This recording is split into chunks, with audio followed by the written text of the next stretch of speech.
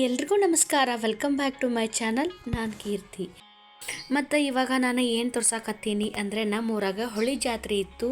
ಅದರದ ನೆವದಿ ಕೊಟ್ಟ ನಮ್ಮ ಮನೆಯವ್ರನ್ನ ಹೊಳೆಗೆ ನೆವದಿ ಕೊಟ್ಟ ಕಳಿಸ್ಬಿಟ್ಟಿದ್ದೆ. ಹಂಗೆ ಒಂದು ವಿಡಿಯೋ ಮಾಡ್ಕೊಂಬ ಅಂತ ಹೇಳಿದ್ದೆ ಅವ್ರಿಗೆ. ಹಂಗೆ ಒಂದು ವಿಡಿಯೋ ಮಾಡಿದ್ರು ಫ್ರೆಂಡ್ಸ.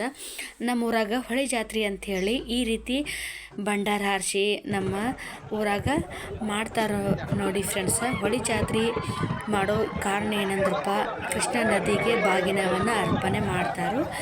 ನಮ್ಮೂರಾಗ ಕೃಷ್ಣಾ ನದಿ ಇರೋದ್ರಿಂದ ನಾವು ಪ್ರತಿ ವರ್ಷವೂ ಬಾಗಿನ ಕೊಟ್ಟ ಹೊಳಿ ಜಾತ್ರೆ ಅಂಥೇಳಿ ನಮ್ಮೂರಾಗ ಮಾಡ್ತಾರೆ.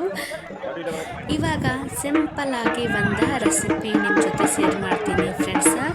ಅದು ಏನಂದರೆ ಪಾಲಕ್ ಸಾಂಬಾರು ಯಾವ ರೀತಿ ಮಾಡೋದಂತ ಆಲ್ರೆಡಿ ನಿಮ್ಗೆ ಒಂದು ವಿಡಿಯೋದಾಗ ಶೇರ್ ಮಾಡೀನಿ. ಆದರೂ ಇವತ್ತು ಸಿಂಪಲ್ಲಾಗಿ ನಾನು ಮಾಡಾಕತ್ತೀನಿ ರೀ.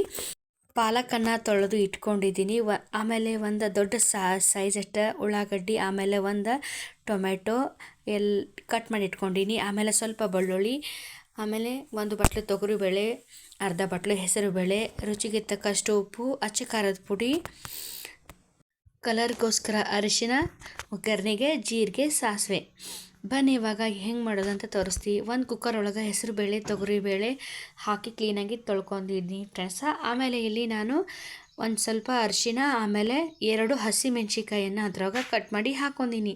ಕಟ್ ಮಾಡಿರೋ ಟೊಮೆಟೊನ ಅದ್ರೊಳಗೆ ಹಾಕೊಂಡ ಈ ಸೈಡ ಪಾಲಕನ್ನು ಕಟ್ ಮಾಡಿ ಇಟ್ಕೊಂಡಿನಿ ಫ್ರೆಂಡ್ಸ. ಸ್ವಲ್ಪ ಬೆಳ್ಳುಳ್ಳಿಯನ್ನು ಕುಟ್ಟಿ ತೆಗೆದ ಆಮೇಲೆ ಇಲ್ಲಿ ಕುಕ್ಕರನ್ನು 3 ವಿಸಿಲ ಕೂಗಿಸಿ ಹೆಸರುಬೇಳೆ, ತೊಗರಿಬೇಳೆ ಎಲ್ಲವನ್ನು ಬೇಳೆನ ಕುದಿಸಿ ತೆಗಿತಾ ಇದ್ದೀನಿ ಫ್ರೆಂಡ್ಸ.